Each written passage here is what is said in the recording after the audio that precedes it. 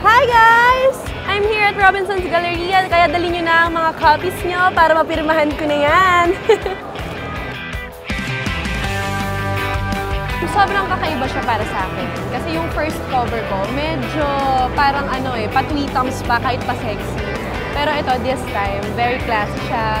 Tapos, happy ako kasi napagbigyan ako ng photographer, si Mark Nicdao. So, sobrang happy. At saka mas confident na ako ngayon dito. Kim Domingo is our 2017 Hinebra San Miguel Calendar Girl. We chose her because she's one of the upcoming talents dito sa ating bansa. Also, she is our GSM Blue 2017 endorser as well. She fits yung character ni GSM Blue na fun and outgoing.